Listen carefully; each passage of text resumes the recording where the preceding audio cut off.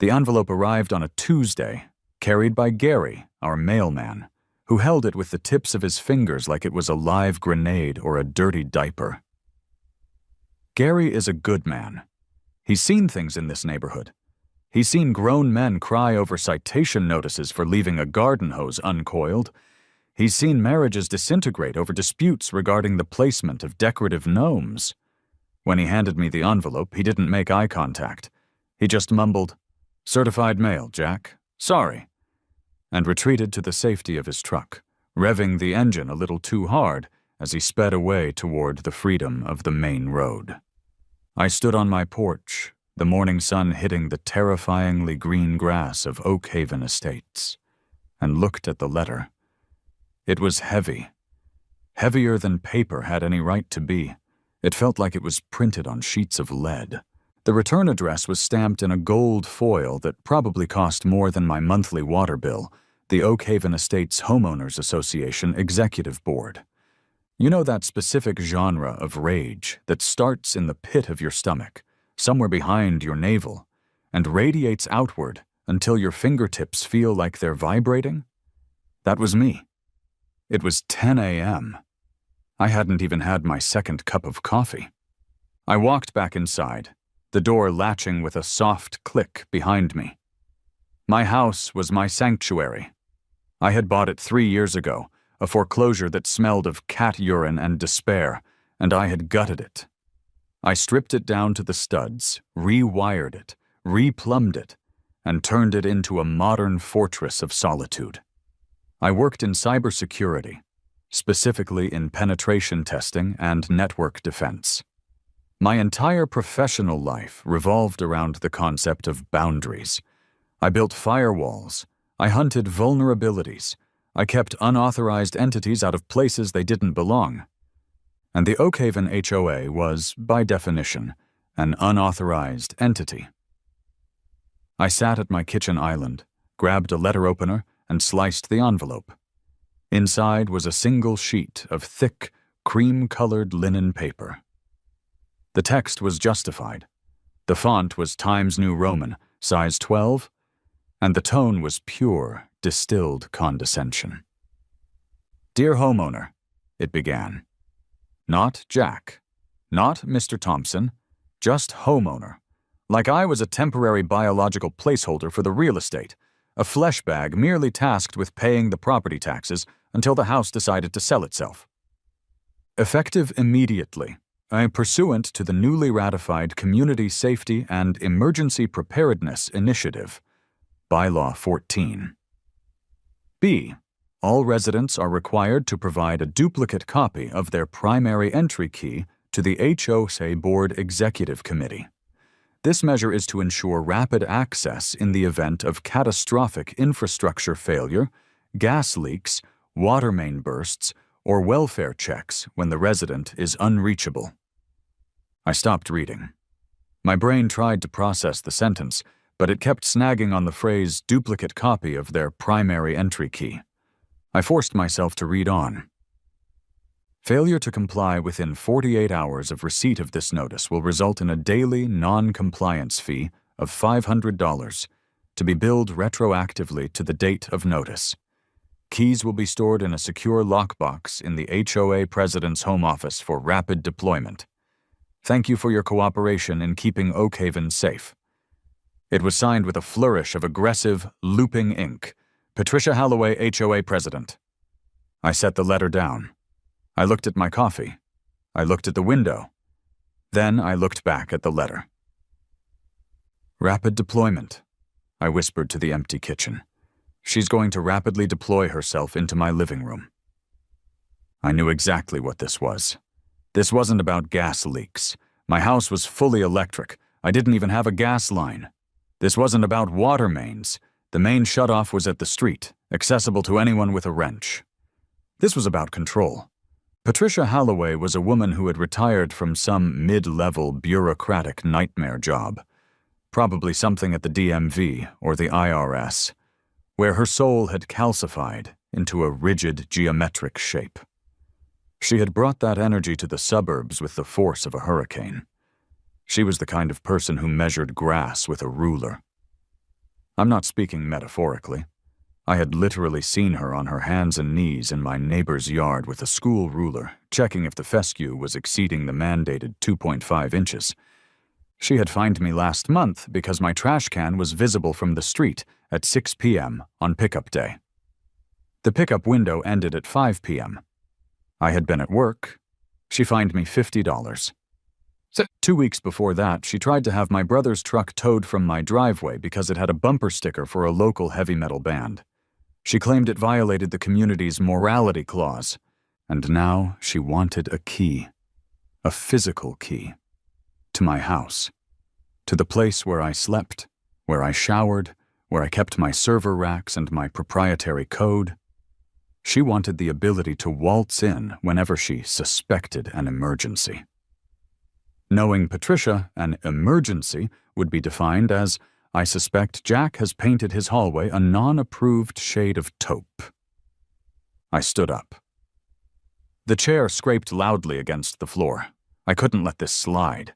If I gave her a key, I might as well hand over my dignity and my soul in a Ziploc bag. I needed to talk to her. I needed to look her in the eye and see if she was actually serious. I put on my shoes, my confrontation sneakers, as I liked to call them, and marched out the door. Patricia lived 3 houses down. Her house was easy to spot. It was the one that looked like it had been generated by an AI instructed to create the perfect suburban prison. The hedges were cut into perfect cubes. The flowers were arranged by color spectrum. There was a decorative flag by the mailbox that said "Live, Laugh, Love," but the font made it look like a threat. I walked up her driveway. Her garage door was open, revealing a pristine floor that looked like you could perform open-heart surgery on it. And there she was, Patricia Halloway. She was wearing a floral blazer, khaki capris, and a visor. She was holding a clipboard in one hand and a digital camera in the other. She was currently zooming in on a microscopic crack in her own driveway, likely documenting it so she could yell at the concrete pouring company later. "Patricia?" I called out. She turned.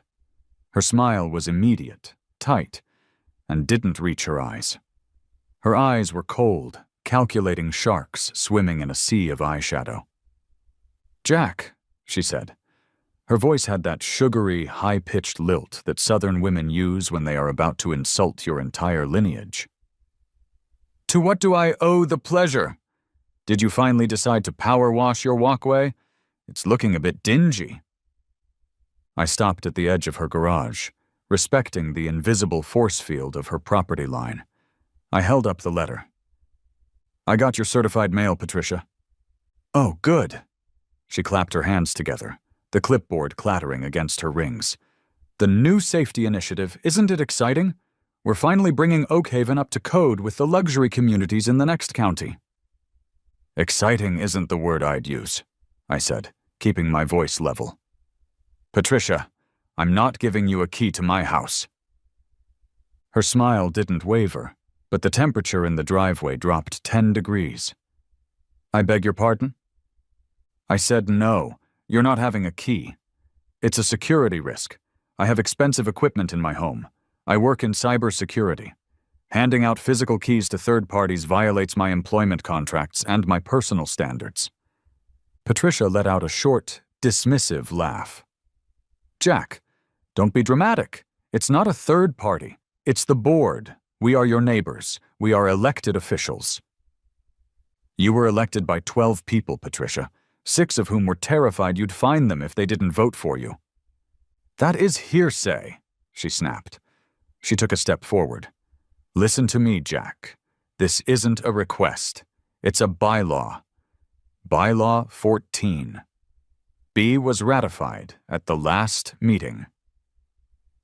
"The meeting on the Tuesday before Thanksgiving?" I asked. "The one where nobody showed up because everyone was traveling?" "Quorum was established via proxy votes," she said smoothly. She had an answer for everything. "The bylaw is valid. We need access for emergencies. What if you're on vacation and a pipe bursts? Do you want your house to flood? We would be doing you a favor." "If a pipe bursts, I have smart water sensors that shut off the main valve automatically," I countered, I get an alert on my phone. I don't need you entering my house." "Technology fails, Jack," she said, shaking her head as if I were a naive child. "Batteries die. Wi-Fi goes down. A metal key is reliable. A metal key is safe." "Safe for who?" I asked. "Where are these keys going to be stored?" "In a secure lockbox in my home office." "And who has access to your home office?" "Myself, the treasurer, and the secretary." "So, Bob and Susan," I said. "Bob, who lost his own car in the mall parking lot last week, and Susan, who leaves her garage door open all night? Those are the people guarding access to my home?" Patricia bristled. Her face flushed a mottled pink. "How dare you question the integrity of the board? We are volunteers, Jack. We sacrifice our time to keep your property values high." "My property values are fine, Patricia. My privacy is what's tanking." She straightened her spine, puffing out her chest like a bantam rooster. "Look, you have 48 hours. If I don't have a key in my hand by Thursday morning, the fines begin, $500 a day. And don't think you can ignore them. We will put a lien on your house. We will garnish your wages. We will foreclose on you, Jack. I have done it before, and I will do it again." She wasn't lying. 2 years ago, the Johnsons on the corner lost their house because they refused to remove a treehouse. Patricia had bled them dry with legal fees until they capitulated. "So that's it?" I asked. "Comply or be destroyed." "It's not destruction, Jack," she said, her smile returning, sharper this time. "It's compliance. We just want a safe, uniform community. Why do you have to be so difficult? What are you hiding in there?" "That's none of your business," I said. "It becomes my business when you live in my community," she said. I looked at her. I realized then that arguing with logic was useless. You cannot use logic to dismantle an edifice built on power and boredom. Patricia didn't care about safety. She cared about the key. She wanted the heavy, tangible weight of ownership in her pocket. She wanted to know that she could get in, even if she never did. It was the ultimate power trip. "Fine," I said. "I'll read the bylaws. I'll see what I can do." "Thursday morning, Jack," she called after me as I turned to walk away. "Don't be late. I start the paperwork at 9:01 a.m. I walked back to my house, the anger now replaced by a cold, hard focus. I wasn't going to give her a key. That was non-negotiable. But I couldn't afford a $500 daily fine, and I didn't have the time or energy for a 2-year lawsuit. I needed a third option. I needed a way to comply that was so technically accurate, so aggressively obedient, that it would make her wish she had never learned to read. I went into my office, a room filled with 3 monitors, a server rack that hummed like a beehive, and a desk cluttered with empty energy drink cans. I pulled out the Oak Haven Estates governing documents binder. It was 4 inches thick. Most people threw this in a drawer and forgot about it. I had kept mine, knowing that one day it would be a weapon. I flipped to the back, to the addendums. There it was. The freshly printed page regarding Bylaw 14. B. I read it. I read it again. I parsed the syntax like I was debugging code. Homeowners must provide the HOA board with a method of entry compatible with the installed locking mechanism of the primary residence. I stopped. My finger hovered over the sentence. Compatible with the installed locking mechanism, and it didn't say copy of the key. The letter she sent said that, but the bylaw, the legally binding document, used broader language. It used language designed to be inclusive, probably copied and pasted from some generic legal template they found online. If the installed locking mechanism was a standard quick-set deadbolt, then yes, the compatible method of entry was a brass key. But what if the locking mechanism changed? If I installed a keypad, the compatible method would be a code, but Patricia would just demand the code, and then she'd have access. That wasn't good enough. If I installed a card reader, she'd demand a card. Again, physical access. I needed a locking mechanism where the compatible method of entry was something she couldn't simply take, something she couldn't put on a keychain, something that required presence. I spun my chair around to my computer and woke the screens. I opened a browser and bypassed consumer sites like Amazon or Home Depot. I went straight to the industrial security suppliers, the kind of vendors who sell to embassies, data centers, and paranoid billionaires. I searched for high-security biometric access control, residential retrofit, liveness detection, anti-duplication. The results flooded in. Fingerprint scanners, iris recognizers, facial geometry maps. Then I found it. The Biofortress 9000. It was beautiful. It was terrifying.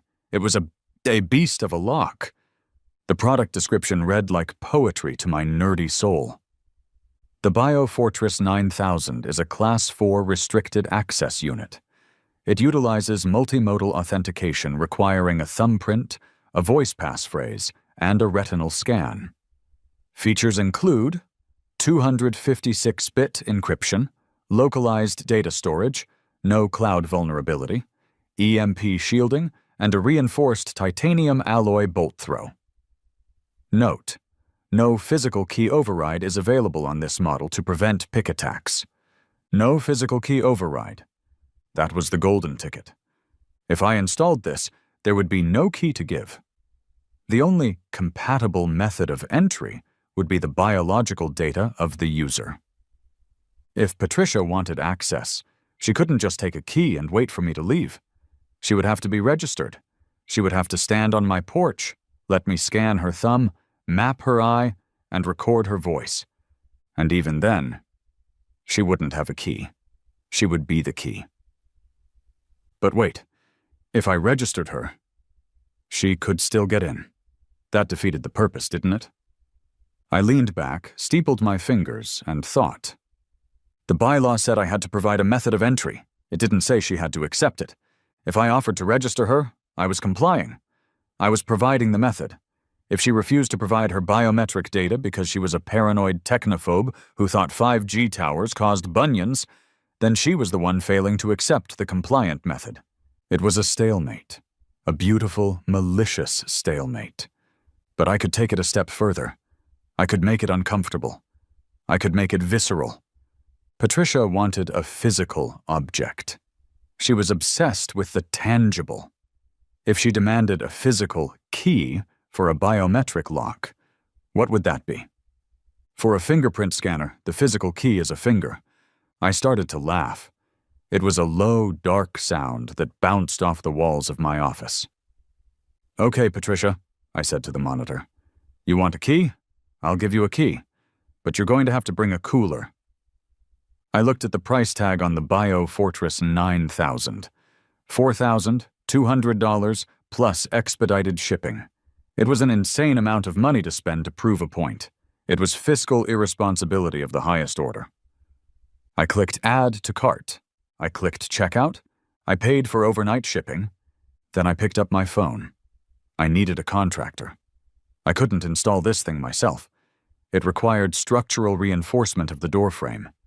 If I put this lock on a standard wooden jamb, the lock would be stronger than the wall. Someone could just kick the wall down and the lock would remain floating in space. I scrolled through my contacts until I found Locksmith Larry. Larry wasn't just a locksmith. Larry was an artist of security. He was the guy who installed the panic room for the CEO of the bank downtown. He was a guy who thought the concept of too much security was a logical fallacy. I hit dial. "Yeah?" Larry answered on the second ring. He sounded like he was currently eating a sandwich while welding. "Larry, it's Jack. I have a job for you." "I'm booked out 3 weeks, Jack." "It's an emergency. It involves the HOA." There was a pause. The chewing stopped. "The HOA? That lady with the visor?" "The very same." "I hate that lady," Larry said with feeling. "She told me my van was aesthetically displeasing last time I was parked in your driveway. I'm installing a Biofortress 9000 on my front door. Tomorrow." I heard a heavy clank on the other end, as if Larry had dropped a tool. "A biofortress? On a residential door? Jack, are you keeping plutonium in there?" "I'm keeping Patricia out." "I'll be there at 8 a.m., Larry said. "I'll bring the heavy drills." I hung up. The adrenaline was pumping through me now. I wasn't the victim anymore. I was the architect of a very expensive, very petty trap. I spent the rest of the day prepping. I took photos of my current door. I printed out the bylaws. I highlighted the relevant sentences in neon yellow. I drafted an email to the board, but I didn't send it yet. I wanted the element of surprise. That night, I dreamed of retina scanners and severed thumbs. It was the best sleep I'd had in months. The next morning arrived with the subtlety of a freight train. At exactly 7:55 a.m., the sound of a diesel engine idling rattled my front window. I looked out through the blinds to see Larry's van backing into my driveway. It was a white Ford E-Series that had seen better decades, with Larry's lock and "safe we get in when you can't" stenciled on the side. In a font that suggested he had painted it himself during a sneezing fit, I opened the front door. The old, weak wooden door with its pathetic brass deadbolt, and stepped out with 2 mugs of black coffee. Larry climbed out of the van. He was wearing coveralls that were more grease than fabric and a tool belt that looked heavy enough to anchor a small boat. He squinted at the morning sun, then at my house, then at me. "You got the coffee," Larry grunted, accepting the mug. "Good man. You got the package?" "Tracking says out for delivery. Should be here by 9, I said. Larry took a sip that would have scalded the throat of a lesser mortal and nodded at my front door. "So, this is the victim?" "That's the victim." He walked up to the porch and kicked the door frame with the toe of his steel-toed boot. It made a hollow thud. "Pine," he said with disdain. "Standard builder-grade garbage. A motivated Girl Scout could kick this in if she wanted to sell cookies bad enough." "That's why we're upgrading," I said. "Upgrading is putting in a Strike Master plate," Larry said, pulling a tape measure from his belt. "What you're doing isn't an upgrade, Jack, it's a fortification. You realize the biofortress requires a steel core frame, right? I have to rip all this wood out. I have to bolt steel channels into your king studs. This is going to sound like a dentist drilling into a skeleton for about 4 hours." "Music to my ears," I said. "Patricia Halloway lives 3 doors down. I hope she hears every screw turning." Larry grinned, revealing a gold tooth that I suspected he installed himself. "All right, let's make some noise." The delivery truck arrived 40 minutes later. The driver, a young guy with calves the size of cantaloupes, actually groaned as he hauled the box up the driveway. The box was black, sleek, and stamped with warnings. Heavy, team lift, sensitive electronics. "Sign here," the driver wheezed. "What is this, lead bricks?" "Freedom," I said, signing the pad. Larry and I carried the box into the foyer. We cut the straps. When we lifted the lid, it was like opening a weapons crate in a video game. Nestled in high-density foam was the unit. The faceplate was brushed black steel, cold to the touch. The scanner glass was dark and ominous. The bolt mechanism, the part that actually locked the door, was a solid block of titanium alloy with 3 one-inch throw pins. "My God," Larry whispered, wiping his hands on his coveralls before touching it. "It's beautiful. I haven't seen a Model 9000 in the wild. Usually these go to server farms in Ashburn." "Can we make it fit?" I asked. Larry looked at the lock, then at my door, then back at the lock. He cracked his knuckles. "Jack, with enough torque and enough anger, I can make anything fit." The next 6 hours were a symphony of destruction. Larry didn't just remove the old door, he exorcised it. He used a reciprocating saw to slice through the old nails, the wood screaming as it gave way. We stripped the entryway down to the rough opening, exposing the house's framing. At around 11 a.m., Patricia Halloway did a drive-by. I saw her white SUV slow down to a crawl. She rolled the window down about 2 inches, just enough to peer out, but not enough to let in unfiltered air. She stared at the gaping hole in the front of my house. She stared at the sparks flying from Larry's angle grinder as he cut a steel header. I waved. She didn't wave back. She just tapped something into her phone, probably a note about unsightly construction debris, and drove off. "She's watching," I yelled over the grinder. "Let her watch," Larry yelled back, sparks cascading over his safety goggles. "She's witnessing the birth of the Citadel." By 2 p.m., the frame was done. We had bolted C-channel steel into the studs. The new door itself was a solid core slab clad in a metal veneer that matched the frame. It was heavy. When you swung it, it didn't drift. It moved with intention. Then came the wiring. The Biofortress needed dedicated power. I crawled through the attic, dragging a generic Romex cable through mounds of fiberglass insulation, sweating profusely, while Larry shouted directions from below. "Feed me the copper, Jack! Feed the beast!" I dropped the line down the wall cavity. Larry caught it, stripped it, and wired it into the transformer block. Finally, at 4:30 p.m., it was time to mount the faceplate. It clicked into place with a satisfying mechanical precision. Larry tightened the tamper-proof Torx screws. We stepped back. It looked intense. Against the beige vinyl siding of my suburban home, the black steel door with the glowing blue scanner looked like a glitch in the simulation. It looked like the entrance to a CIA safe house that had been accidentally dropped into desperate housewives. "Power it up," Larry said. I went to the breaker box and flipped the switch. There was a hum, a low, rising tone that sounded like a jet engine spinning up, emanating from the door itself. Then, the screen flickered to life. The blue light intensified, casting a sterile glow on the porch. A synthesized voice, deep and authoritative, boomed from the speaker. "System online, factory reset detected. Please present Administrator Biometrics."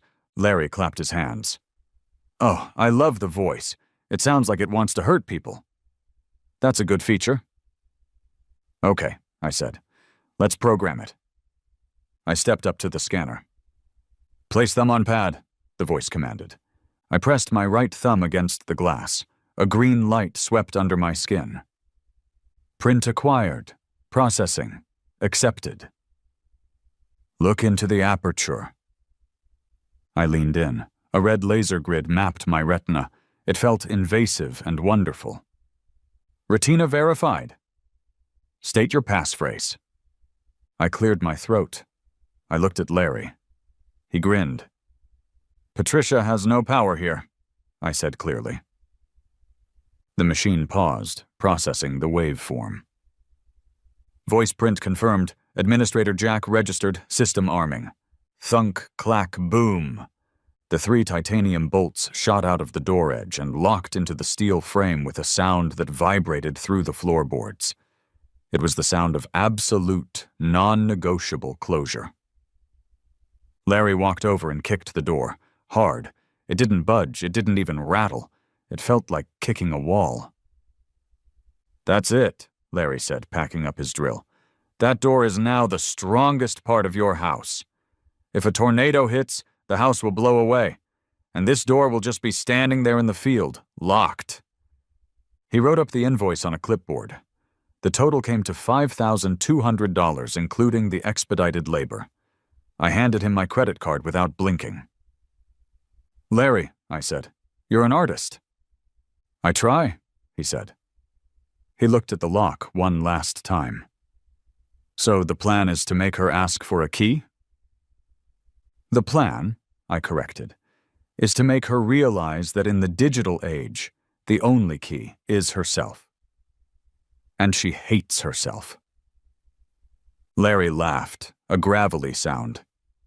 "You're a sick man, Jack. I like it. Call me if you need a turret installed on the roof. I know a guy in surplus. He climbed into his van and rumbled away, leaving me alone with my new toy. I spent the next hour familiarizing myself with the settings. I set the rejection volume to maximum. I adjusted the sensitivity. Then, I went inside, locked the door, and sat at my computer. It was time. The 48-hour deadline expired tomorrow at 9 a.m.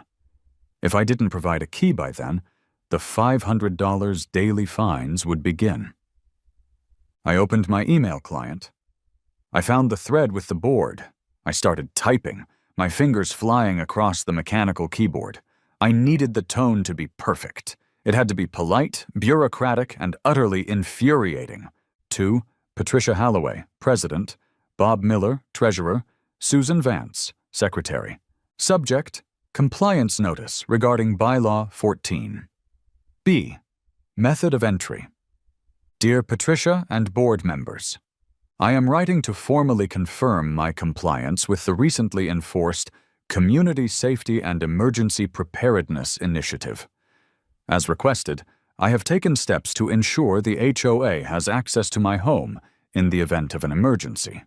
However, per the specific wording of Bylaw 14.b, which requires homeowners to provide a method of entry compatible with the installed locking mechanism, I must inform you that a standard metal key is no longer compatible with my residence. In the interest of enhanced security, a goal I know we share, I have upgraded my primary locking mechanism to a BioFortress 9000 biometric access control system. This system utilizes military-grade liveness detection and does not support mechanical key overrides, as keys can be lost, stolen, or duplicated without authorization. Therefore, to provide you with the required method of entry, I must register your biological data directly into the system's local database. Please meet me at my front porch tomorrow, Thursday, at 9 a.m. sharp. I will require your presence to scan your fingerprints, retinas, and voice prints. Please note, as this system relies on biometric authentication, physical proxies, keys, cards, fobs, do not exist.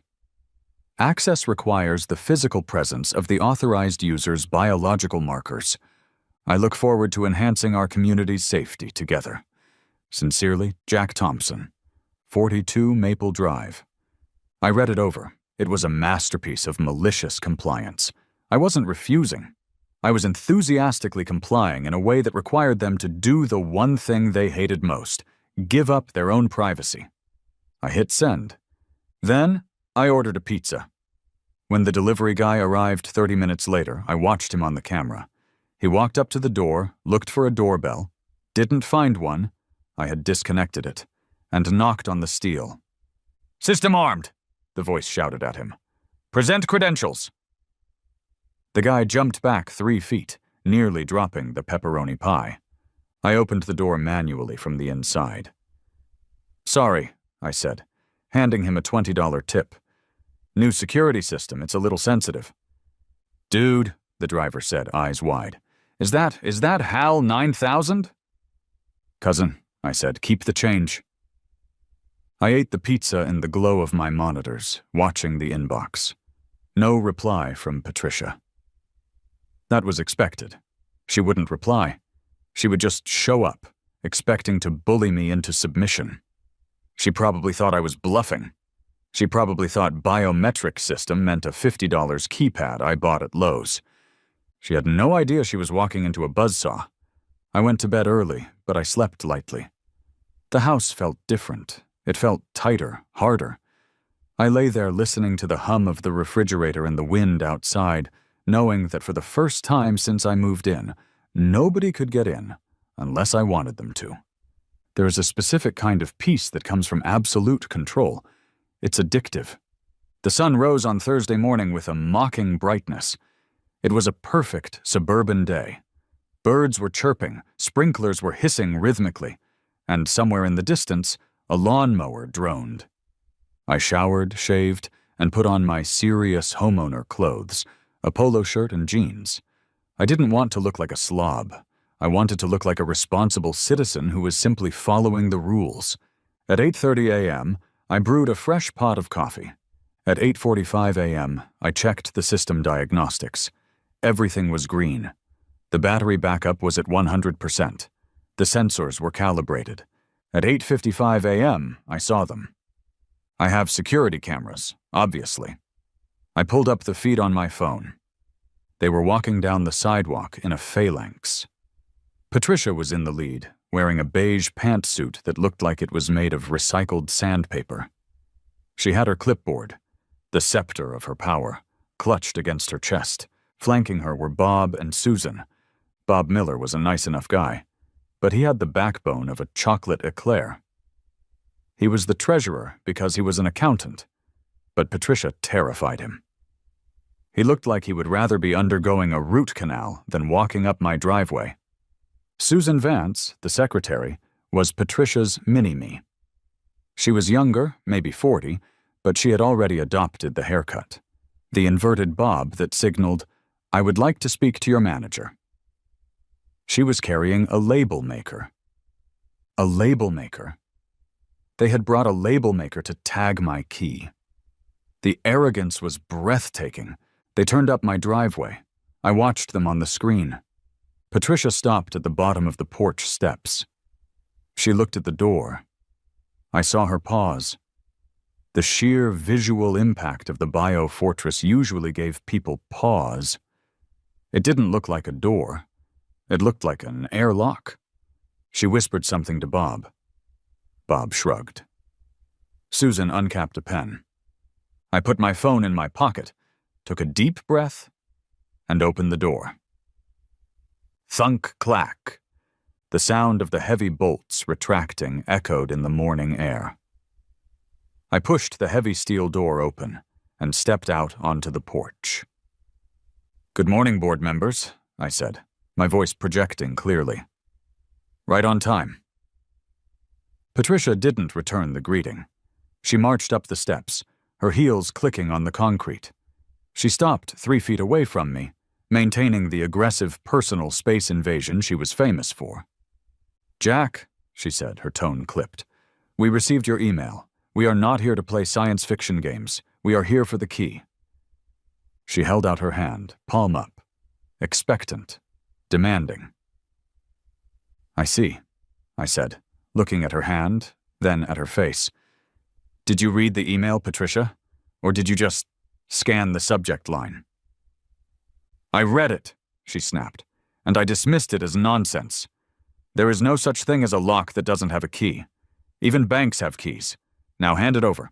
I have a 9:30 a.m. inspection at the Peterson residence to measure their hydrangeas, and I don't want to be late." "Patricia," I said, stepping aside and gesturing to the black panel. "I am telling you the truth. This is the Biofortress 9000. It is a Class 4 biometric security node. It does not have a keyway. There is no hole to put a piece of metal into. Look." She leaned in, squinting at the smooth black steel. She frowned. She reached out and touched it.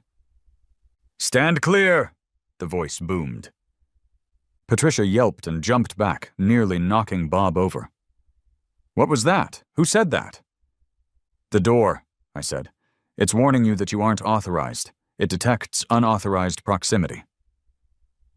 "Turn it off," she demanded, smoothing her blazer. "It's loud and aggressive." "It's a security system, Patricia. It's supposed to be aggressive. Now, as I stated, I am fully prepared to comply with Bylaw 14 by. You asked for a method of entry compatible with the mechanism. The mechanism is right here.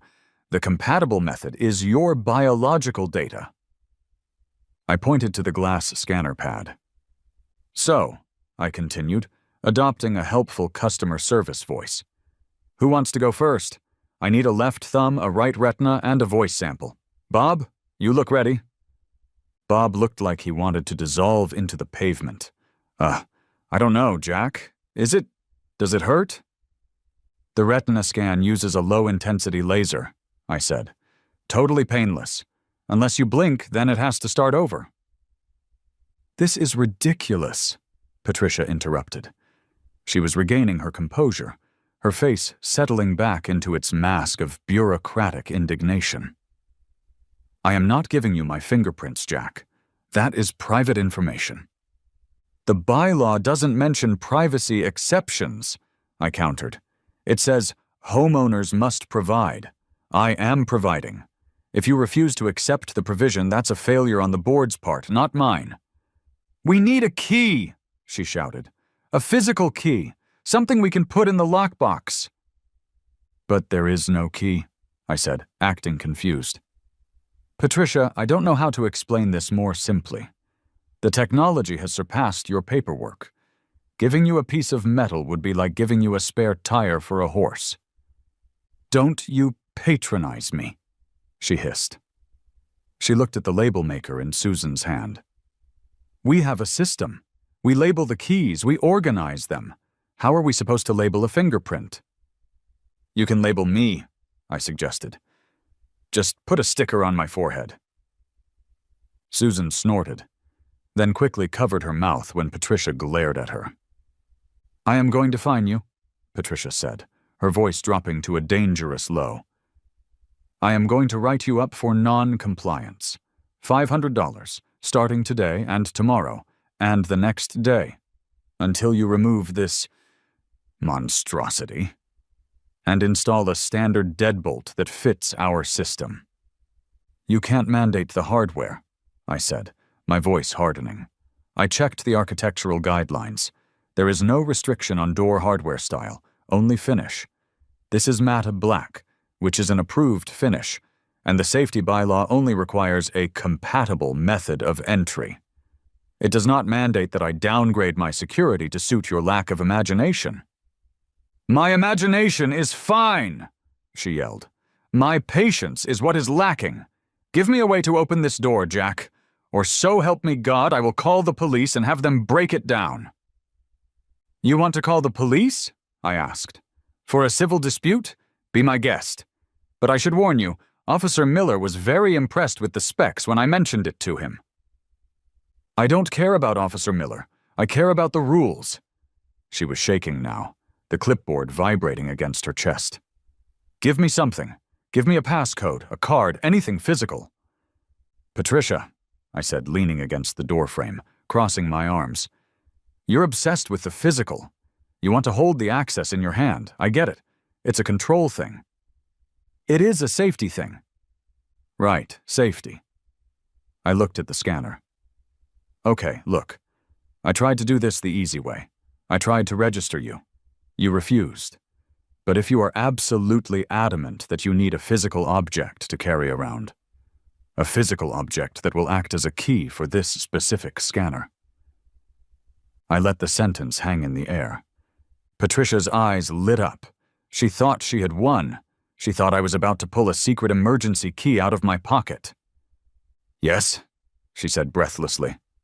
Yes? Give it to me. Well, I said, scratching my chin thoughtfully. The scanner requires a fingerprint. It relies on the ridges and valleys of the skin. It also has a temperature sensor, but I can override that in the developer settings. I don't care about the settings. Just give me the key. Patricia, I said softly, the only physical object that opens this door is a finger. She froze. What? A finger, I repeated.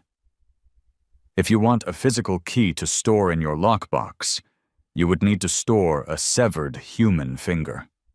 That is the only object that works. The color drained from her face. Bob made a choking sound. I mean, I continued, rambling casually, I guess it doesn't have to be your finger. I could maybe go to the morgue or get a prosthetic. But high-end prosthetics are expensive. So, really, if you want to enter my house when I'm not here, and you refuse to use your own hand attached to your own body, you're going to have to bring a finger in a baggie. Patricia stared at me. Her mouth opened, but no sound came out. Maybe you could keep it in the office fridge, I suggested, next to the creamer, to keep it fresh? You, she whispered. Is that what you want, Patricia? I asked, looking her dead in the eye. You want me to provide you with a severed digit to satisfy your paperwork?" "He's crazy," Susan whispered, stepping back. "Patricia, let's go. He's crazy." "I'm not crazy," I said. "I'm compliant. I'm trying to solve your problem. You want a physical key for a biological lock. That's the biology. I'm just the messenger." Patricia's shock turned into a scream. It was a high, piercing sound that shattered the suburban peace. "Threat!" she shrieked. "He is threatening me. He said he's going to cut off a finger." "I did not," I said. "I said you'd need to bring one." "Police!" she yelled, fumbling for her phone, dropping the clipboard. "I am calling 911. You are a psycho. You are a danger to this community." She dialed with trembling fingers, backing away down the driveway as if the door was about to sprout legs and eat her. "Yes, 911. I am at 42 Maple Drive.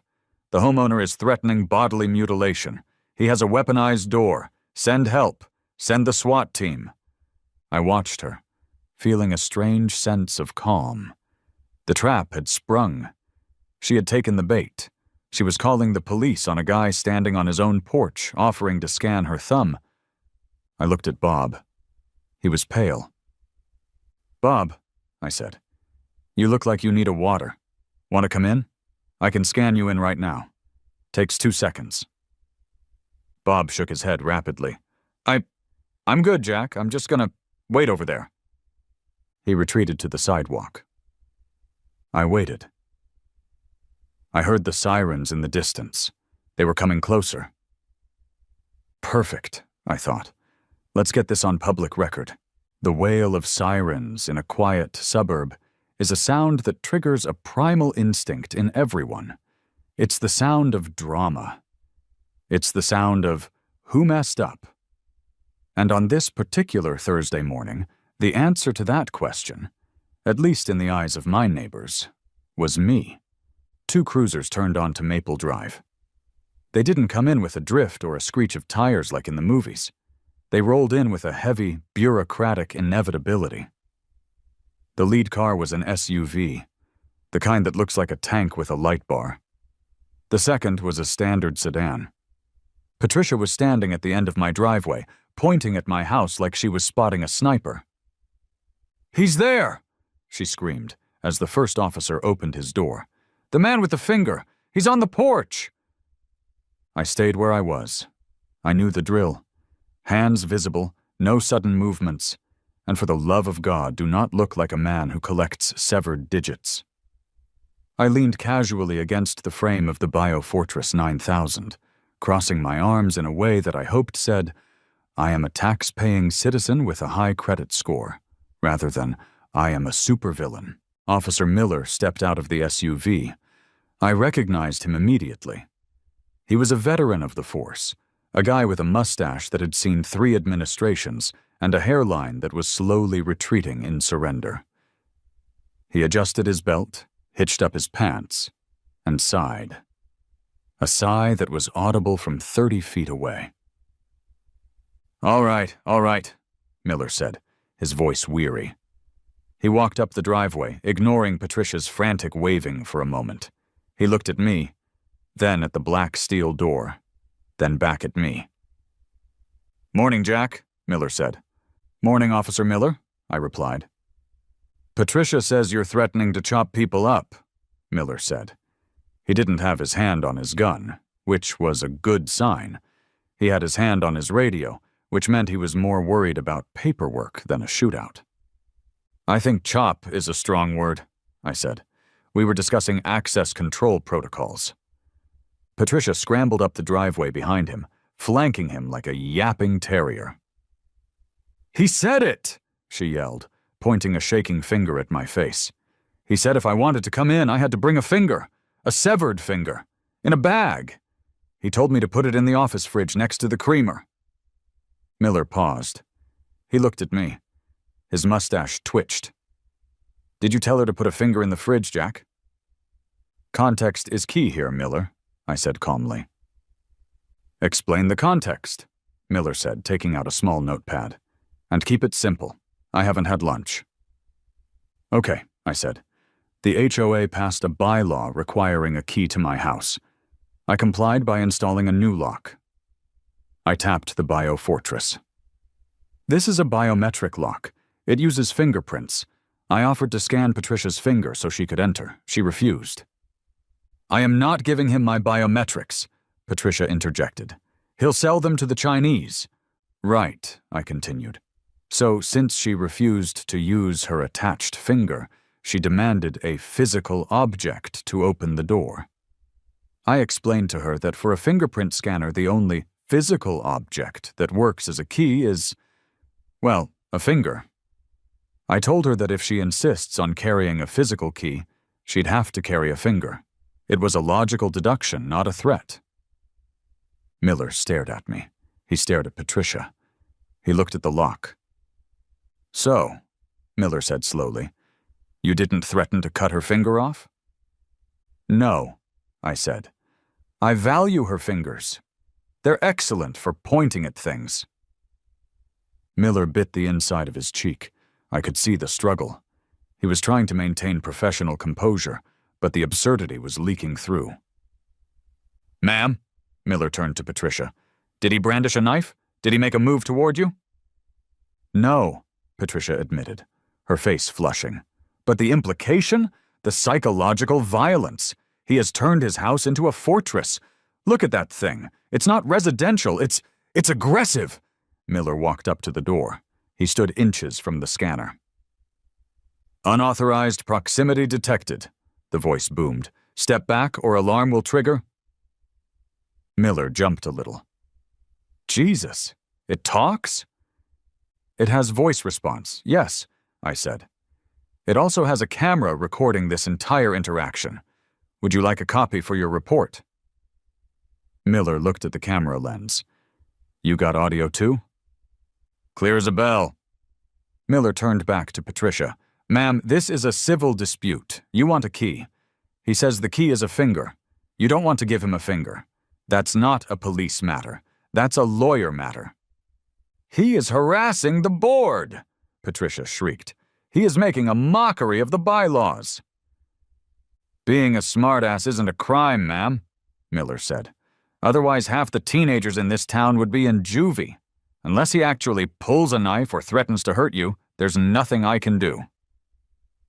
So you're going to leave? Patricia gaped. You're leaving me here with him?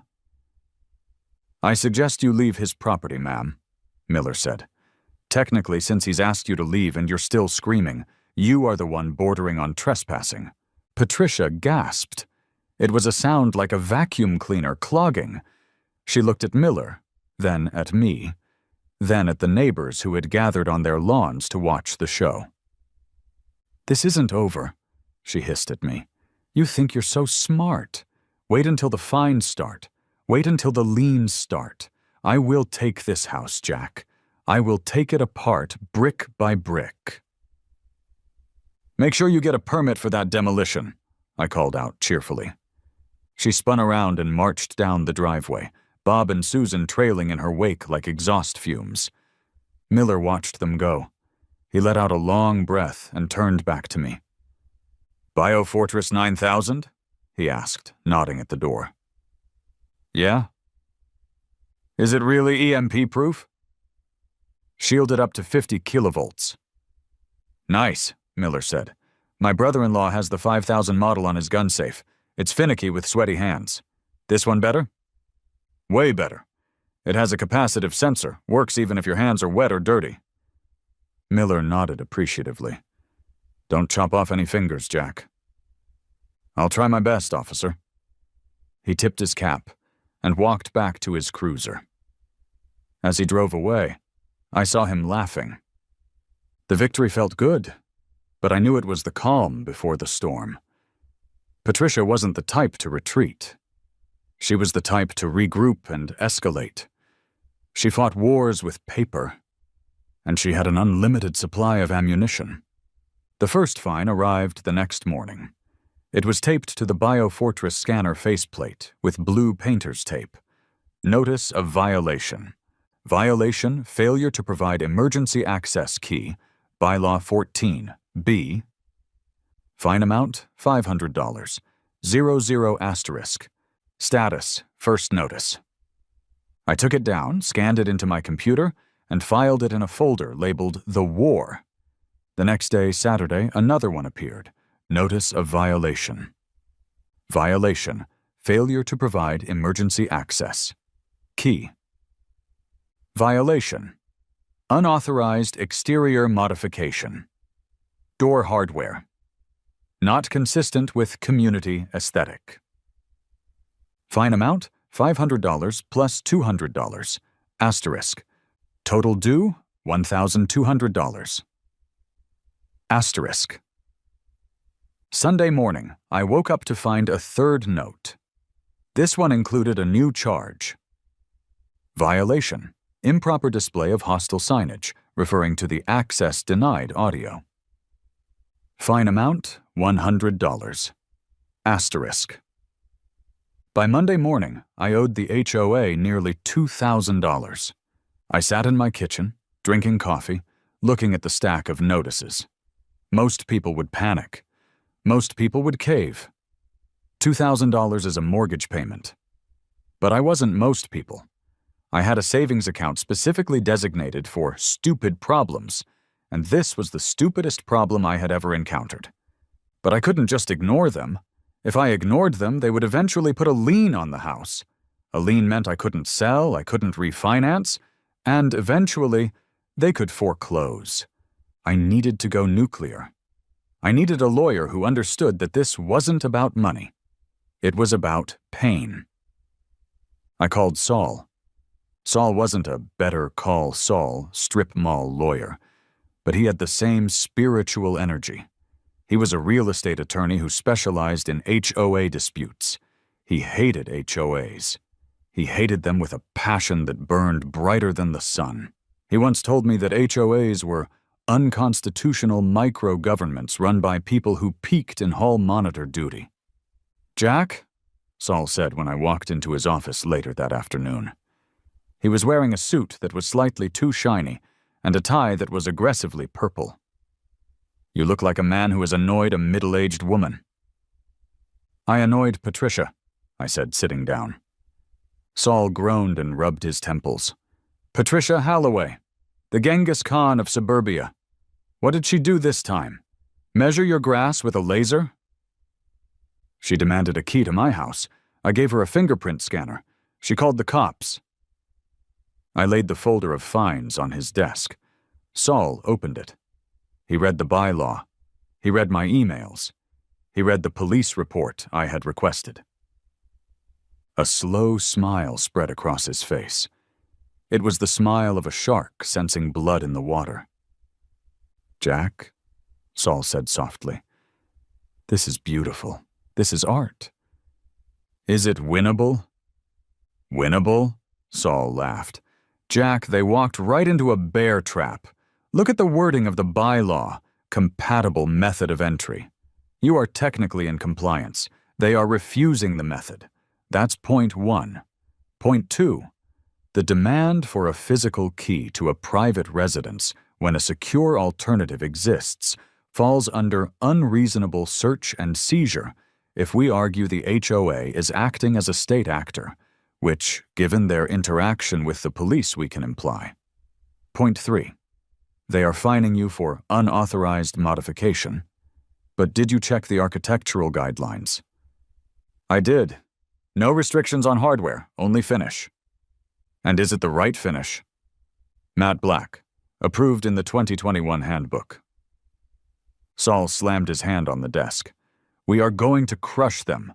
We aren't just going to get the fines dismissed. We are going to sue them for harassment, emotional distress, and legal fees." "I don't want money," I said. "I want her gone."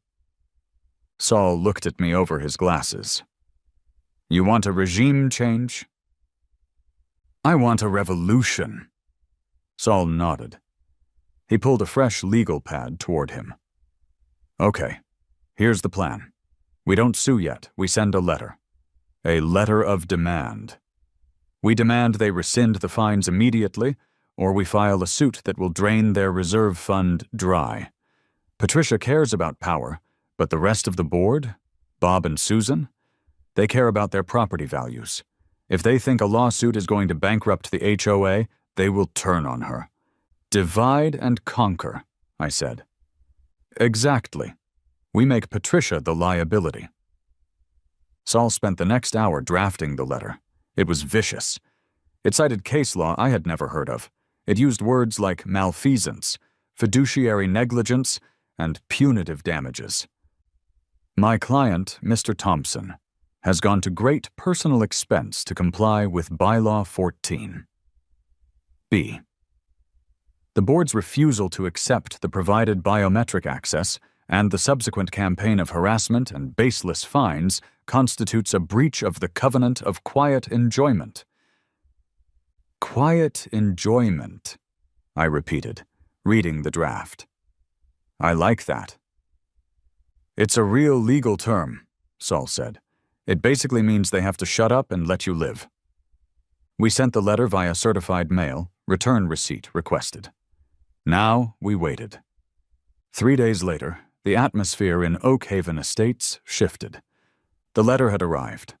I knew because I saw Bob Miller walking his dog past my house. Usually Bob would look away or pretend to be on his phone. This time he stopped. He looked at my door. He looked at me, sitting on the porch. He gave me a tiny, almost imperceptible nod. It was the first crack in the armor. That evening, I got an email. Not from Patricia, but from the Oak Haven board. Dear Mr. Thompson, the board is in receipt of your counsel's correspondence. In light of the points raised, we have decided to hold an emergency special session this Friday at 7 p.m. at the Community Center to discuss the status of Bylaw 14. B and the associated fines.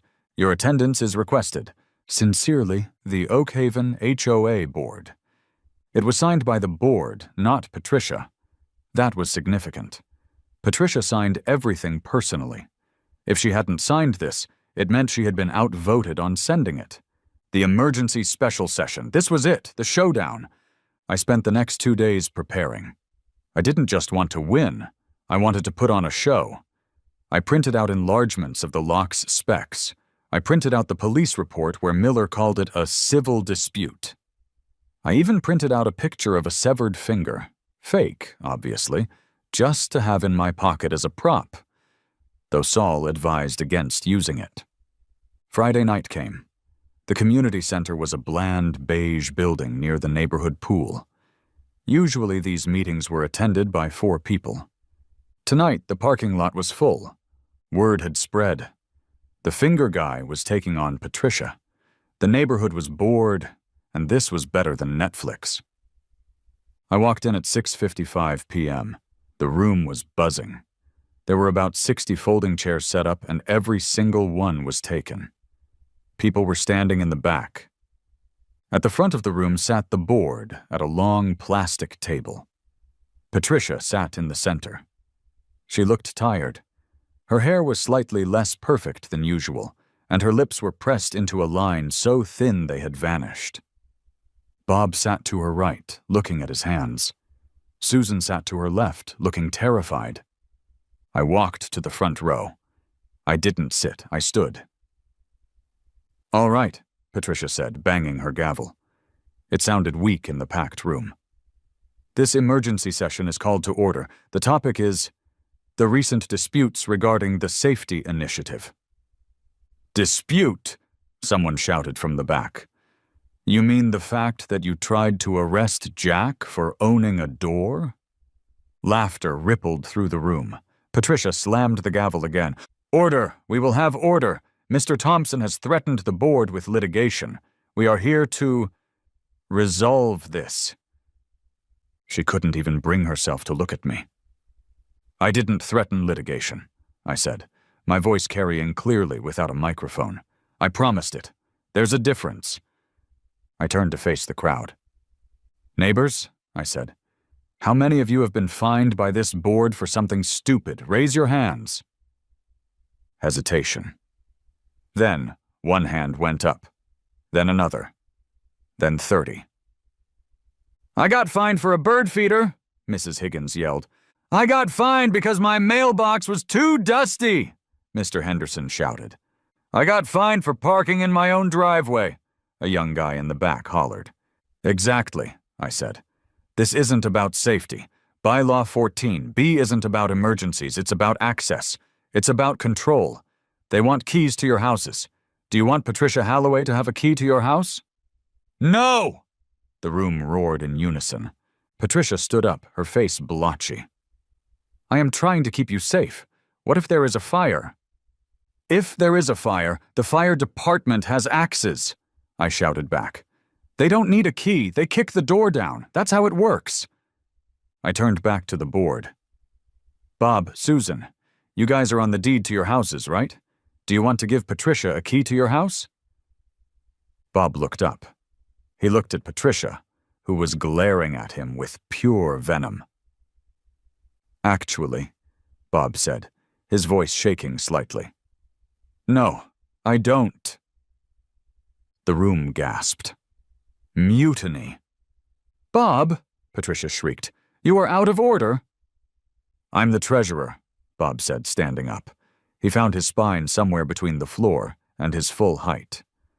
And as treasurer, I've been looking at the legal fees we're about to incur fighting Jack. His lawyer is talking about a 6-figure lawsuit. Our reserve fund is only $50,000. If we lose, and we will lose, we will have to do a special assessment. Every homeowner in this room will have to pay $2,000 to cover the legal costs. That was the kill shot. You can annoy people with rules, but if you threaten their wallets, you are dead. $2,000? Someone yelled. Hell no! Impeach her! Another voice screamed. Patricia looked around the room, wild-eyed. She was losing them. She had lost them. I moved to strike Bylaw 14. B from the record immediately, Bob said. Seconded, Susan squeaked. All in favor? Bob asked the room. Every hand went up. Motion carries, Bob said. The bylaw is struck. Jack, your fines are dismissed.